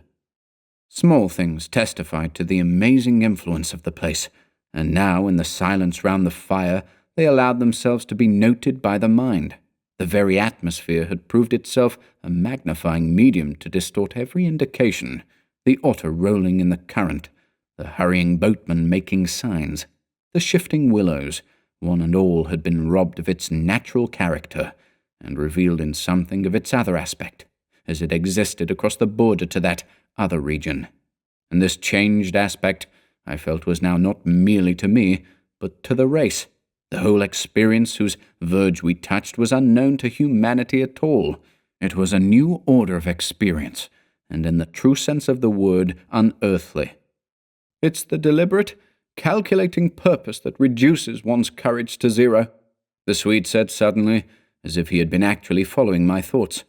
Otherwise, imagination might count for much. But the paddle, the canoe, the lessening food— Haven't I explained all that once? I interrupted viciously. You have, he answered dryly. You have indeed.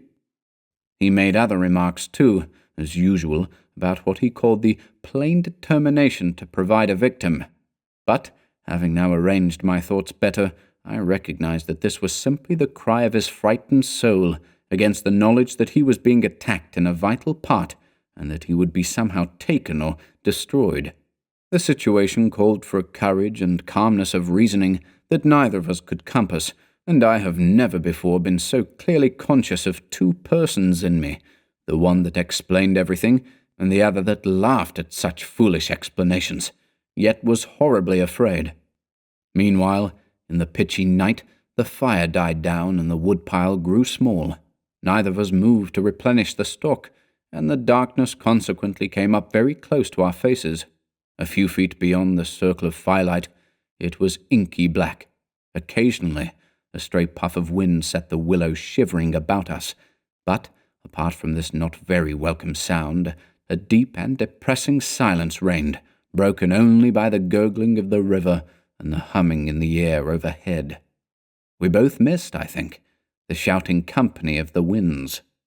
At length, at a moment when a stray puff prolonged itself as though the wind were about to rise again, I reached the point for me of saturation, the point where it was absolutely necessary to find relief in plain speech, or else to betray myself by some hysterical extravagance that must have been far worse in its effect upon both of us.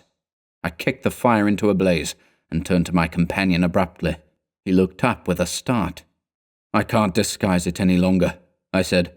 "I don't like this place, and the darkness, and the noises, and the awful feelings I get. There's something here that beats me utterly. I'm in a blue funk, and that's the plain truth. If the other shore was different, I swear I'd be inclined to swim for it." The Swede's face turned very white beneath the deep tan of sun and wind. He stared straight at me and answered quietly, but his voice betrayed his huge excitement by its unnatural calmness. For the moment, at any rate, he was the strong man of the two. He was more phlegmatic, for one thing.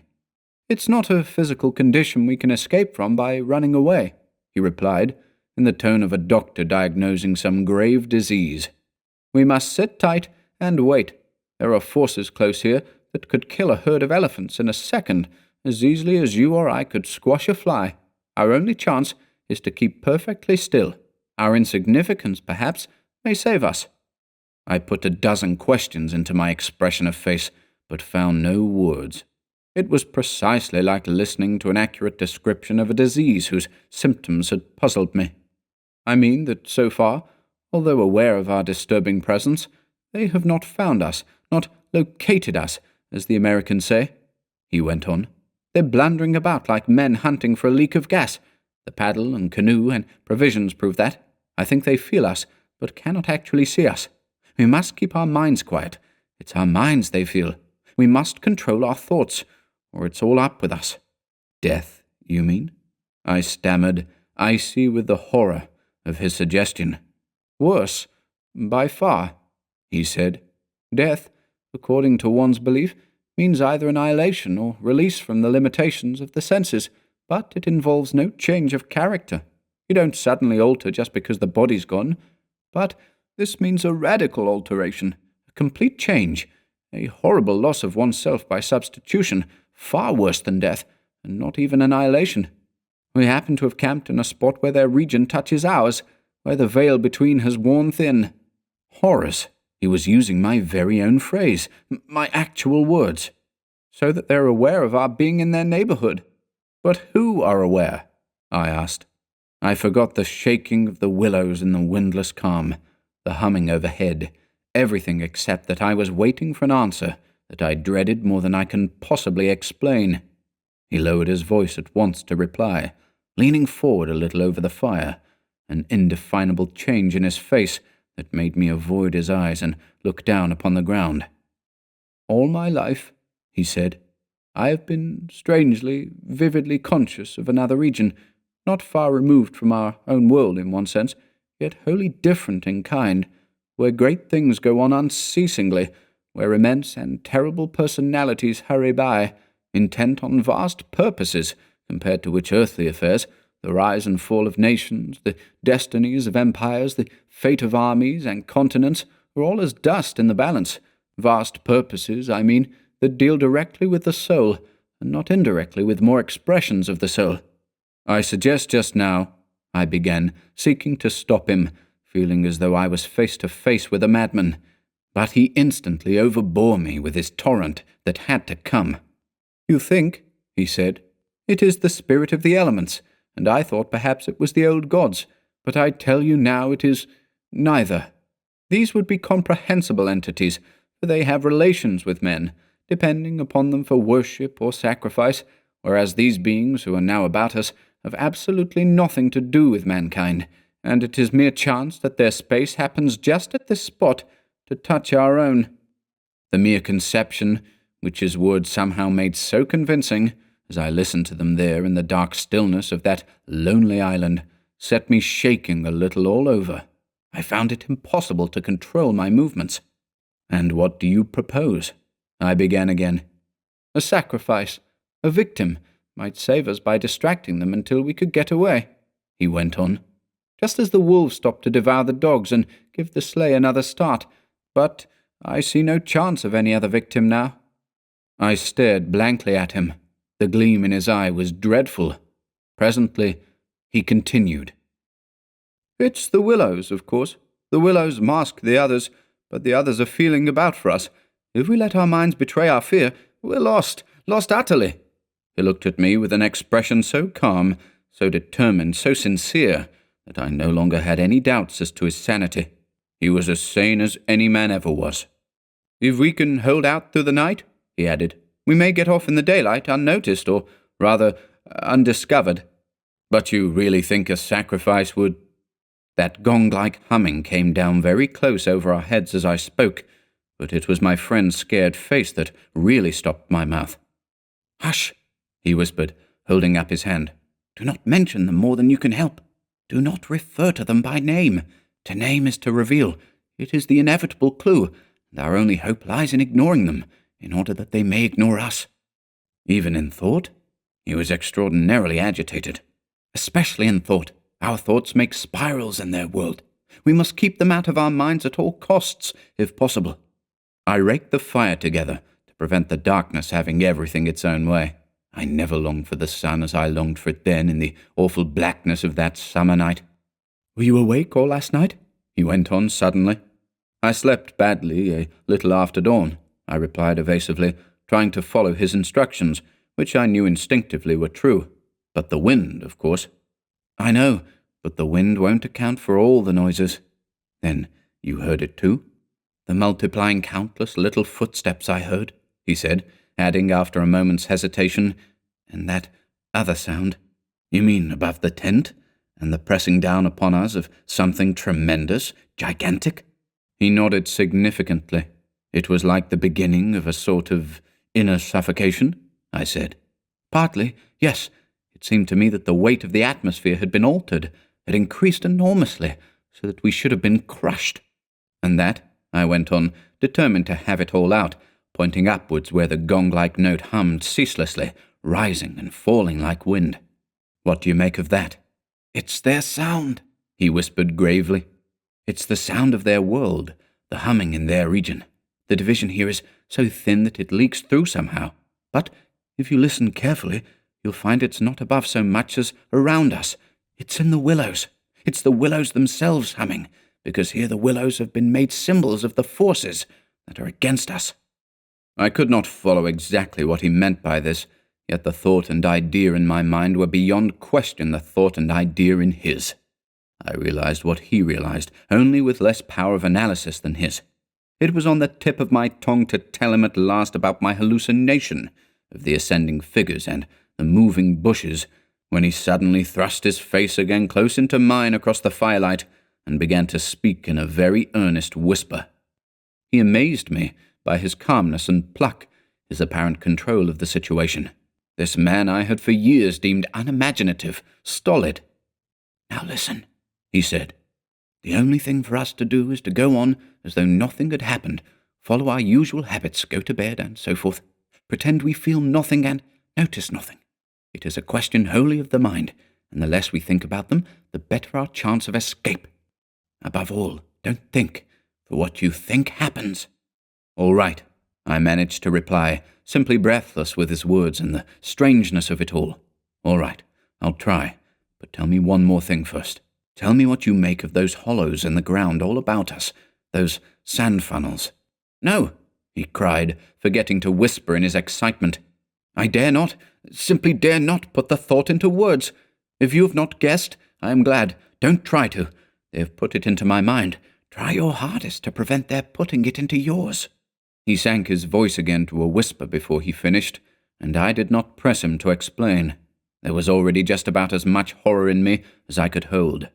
The conversation came to an end, and we smoked our pipes busily in silence. Then something happened. Something unimportant, apparently, as the way is when the nerves are in a very great state of tension, and this small thing for a brief space gave me an entirely different point of view. I chanced to look down at my sandshoe, the sort we used for the canoe, and something to do with the hole at the toe suddenly recalled to me the London shop where I had bought them, the difficulty the man had in fitting me, and other details of the uninteresting but practical operation. At once, in its train, followed a wholesome view of the modern skeptical world I was accustomed to move in at home. I thought of roast beef and ale, motor cars, policemen, brass bands, and a dozen other things that proclaim the soul of ordinariness or utility. The effect was immediate and astonishing even to myself. Psychologically, I suppose, it was simply a sudden and violent reaction after the strain of living in an atmosphere of things that to the normal consciousness must seem impossible and incredible. But, whatever the cause, it momentarily lifted the spell from my heart and left me for the short space of a minute feeling free and utterly unafraid. I looked up at my friend opposite. "You damned old pagan!" I cried, laughing aloud in his face. "You imaginative idiot! You superstitious idolater! You—" I stopped in the middle, seized anew by the old horror. I tried to smother the sound of my voice as something sacrilegious. The Swede, of course, heard it too, the strange cry overhead in the darkness, and that sudden drop in the air, as though something had come nearer.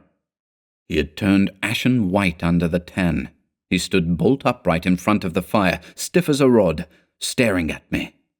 "After that," he said in a sort of helpless, frantic way, "we must go. We can't stay now. We must strike camp this very instant and go on, down the river." He was talking, I saw, quite wildly, his words dictated by abject terror, the terror he had resisted so long, but which had caught him at last. "In the dark?" I exclaimed, shaking with fear after my hysterical outburst, but still realizing our position better than he did. "Sheer madness! The river's in flood, and we've only got a single paddle. Besides, we only go deeper into their country. There's nothing ahead for 50 miles but willows, willows, willows!" He sat down again in a state of semi-collapse. The positions, by one of those kaleidoscopic changes nature loves, were suddenly reversed, and the control of our forces passed over into my hands. His mind at last had reached the point where it was beginning to weaken. "What on earth possessed you to do such a thing?" he whispered with the awe of genuine terror in his voice and face. I crossed round to his side of the fire. I took both his hands in mine, kneeling down beside him and looking straight into his frightened eyes. "We'll make one more blaze," I said firmly, "and then turn in for the night. At sunrise, we'll be off full speed for Comorn. Now, pull yourself together a bit and remember your own advice about not thinking fear." He said no more, and I saw that he would agree and obey. In some measure, too, it was a sort of relief to get up and make an excursion into the darkness for more wood. We kept close together, almost touching, groping among the bushes and along the bank. The humming overhead never ceased, but seemed to me to grow louder as we increased our distance from the fire. It was shivery work. We were grubbing away in the middle of a thickish clump of willows, where some driftwood from a former flood had caught high among the branches, when my body was seized in a grip that made me half drop upon the sand. It was the Swede. He had fallen against me, and was clutching me for support. I heard his breath coming and going in short gasps. "Look, by my soul," he whispered, and for the first time in my experience, I knew what it was to hear tears of terror in a human voice.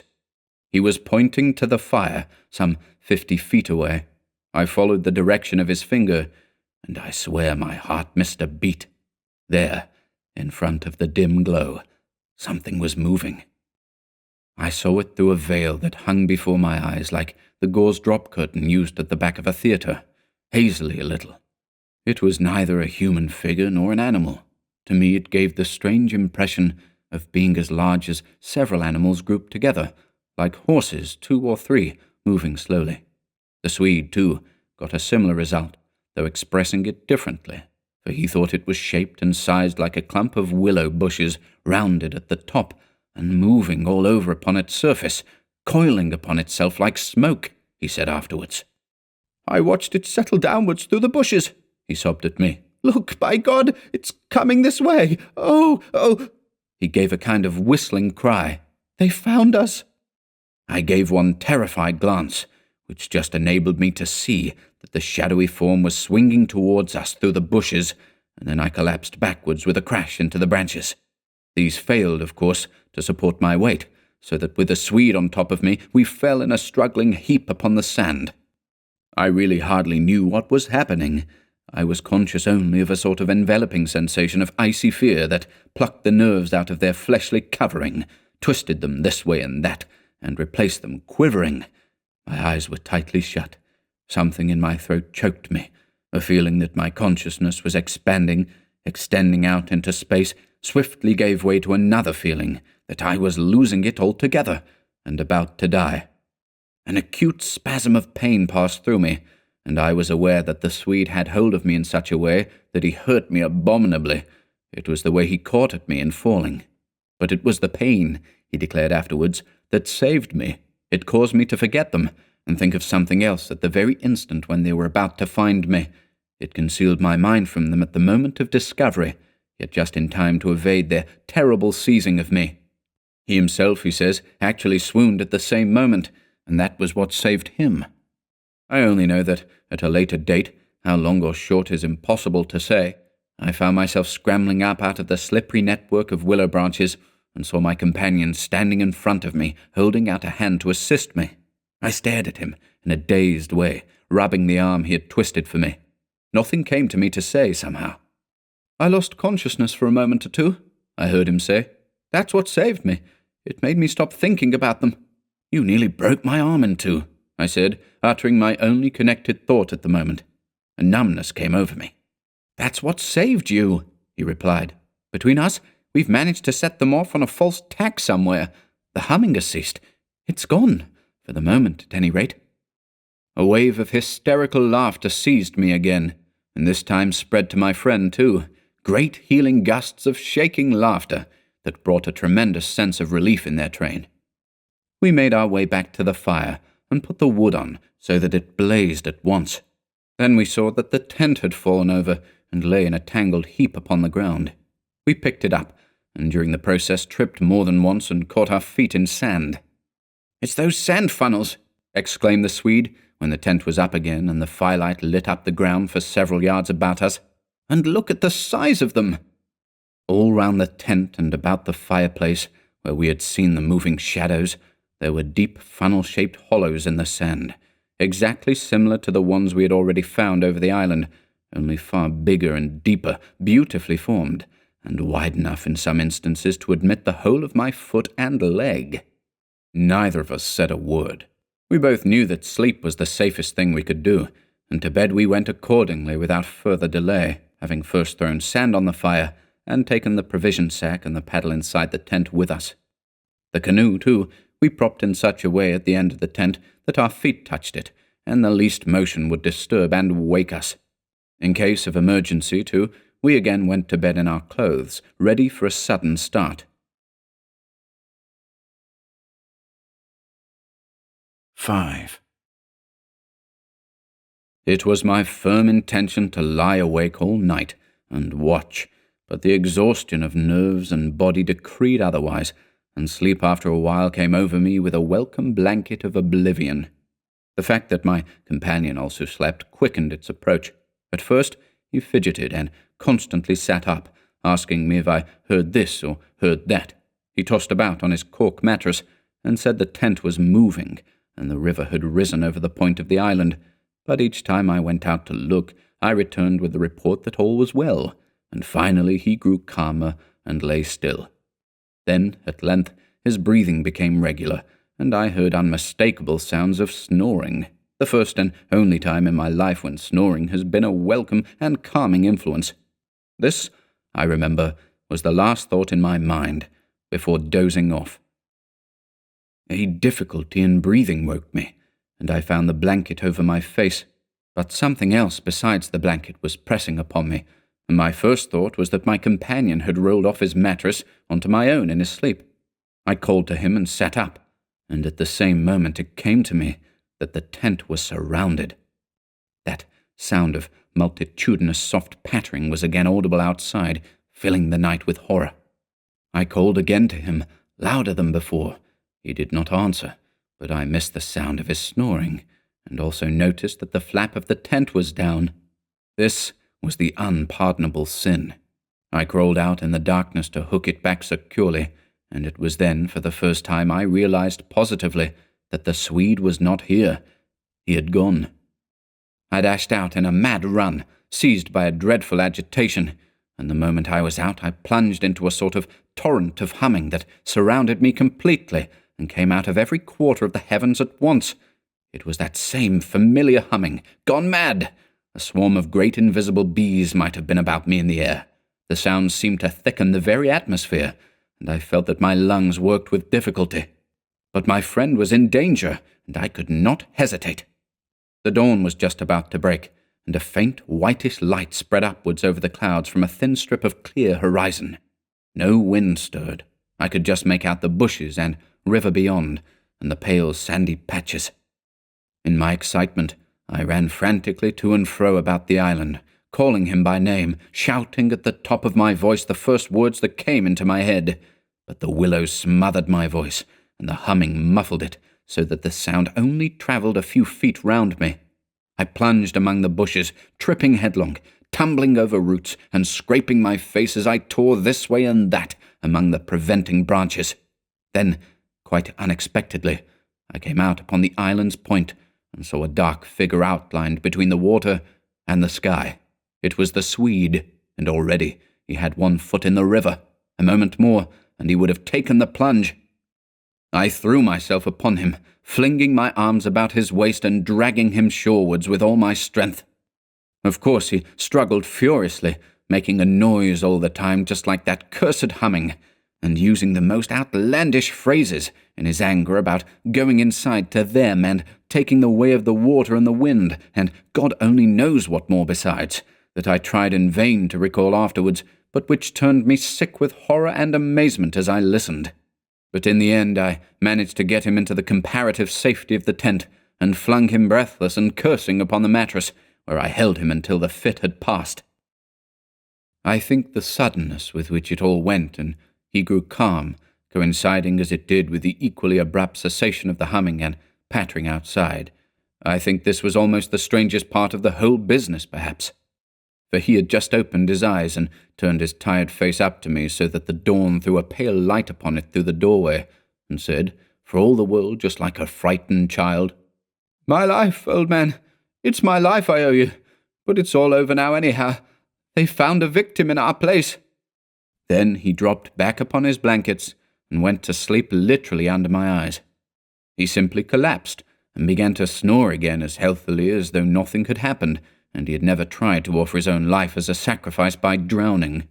And when the sunlight woke him 3 hours later, hours of ceaseless vigil for me, it became so clear to me that he remembered absolutely nothing of what he had attempted to do, that I deemed it wise to hold my peace and ask no dangerous questions. He woke naturally and easily, as I have said, when the sun was already high in a windless, hot sky, and he at once got up and set about the preparation of the fire for breakfast. I followed him anxiously at bathing, but he did not attempt to plunge in, merely dipping his head and making some remark about the extra coldness of the water. "River's falling at last," he said, "and I'm glad of it." "The humming has stopped too," I said. He looked up at me quietly with his normal expression. Evidently he remembered everything, except his own attempt at suicide. "Everything has stopped," he said, "because—" He hesitated, but I knew some reference to that remark he had made just before he fainted was in his mind, and I was determined to know it. "Because they've found another victim?" I said, forcing a little laugh. "Exactly," he answered. "Exactly. I feel as positive of it as though I feel quite safe again, I mean," he finished. He began to look curiously about him. The sunlight lay in hot patches on the sand. There was no wind. The willows were motionless. He slowly rose to his feet. "Come," he said. "I think if we look, we shall find it." He started off on a run, and I followed him. He kept to the banks, poking with a stick among the sandy bays and caves and little backwaters, myself always close on his heels. "Ah!" he exclaimed presently. "Ah!" The tone of his voice somehow brought back to me a vivid sense of the horror of the last 24 hours, and I hurried up to join him. He was pointing with his stick at a large black object that lay half in the water and half on the sand. It appeared to be caught by some twisted willow roots so that the river could not sweep it away. A few hours before, the spot must have been under water. "See," he said quietly, "the victim that made our escape possible." And when I peered across his shoulder, I saw that his stick rested on the body of a man. He turned it over. It was the corpse of a peasant, and the face was hidden in the sand. Clearly, the man had been drowned but a few hours before, and his body must have been swept down upon our island somewhere about the hour of the dawn, at the very time the fit had passed. "We must give it a decent burial, you know." "I suppose so," I replied. I shuddered a little, in spite of myself, for there was something about the appearance of that poor drowned man that turned me cold. The Swede glanced up sharply at me, an undecipherable expression on his face, and began clambering down the bank. I followed him more leisurely. The current, I noticed, had torn away much of the clothing from the body, so that the neck and part of the chest lay bare. Halfway down the bank, my companion suddenly stopped and held up his hand in warning, but either my foot slipped or I had gained too much momentum to bring myself quickly to a halt, for I bumped into him and sent him forward with a sort of leap to save himself. We tumbled together onto the hard sand, so that our feet splashed into the water, and, before anything could be done, we had collided a little heavily against the corpse. The Swede uttered a sharp cry, and I sprang back as if I had been shot. At the moment we touched the body, there rose from its surface the loud sound of humming, the sound of several hummings, which passed with a vast commotion as of winged things in the air about us, and disappeared upwards into the sky, growing fainter and fainter, till they finally ceased in the distance. It was exactly as though we had disturbed some living yet invisible creatures at work. My companion clutched me, and I think I clutched him, but before either of us had time properly to recover from the unexpected shock, we saw that a movement of the current was turning the corpse round, so that it became released from the grip of the willow roots.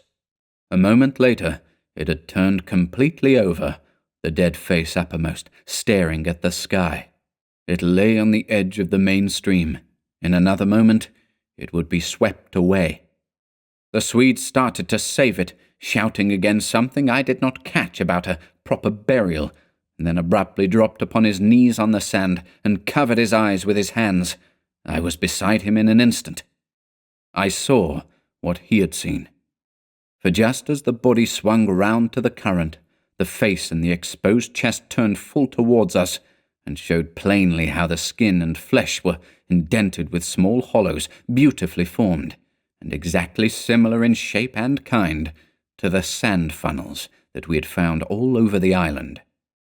"Their mark," I heard my companion mutter under his breath. "Their awful mark."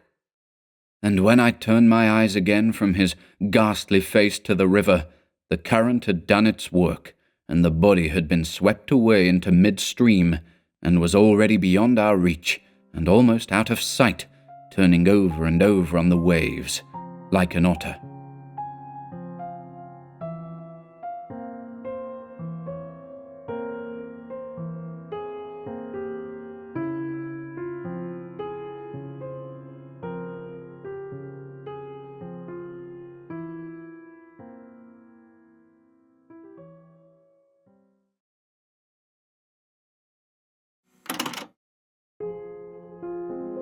If you enjoyed listening today, be sure to subscribe to the channel by hitting the red subscribe button below. After doing so, click the bell icon next to the subscribe button to receive new content notifications. If you'd like to support our work and receive exclusive perks, consider becoming a channel member by clicking the Join button below. To support us in other ways, see the video description for links to our Bandcamp and Patreon pages, our merch store over at Teespring, and further information relating to our releases on Audible, iTunes, and Spotify. And until next time,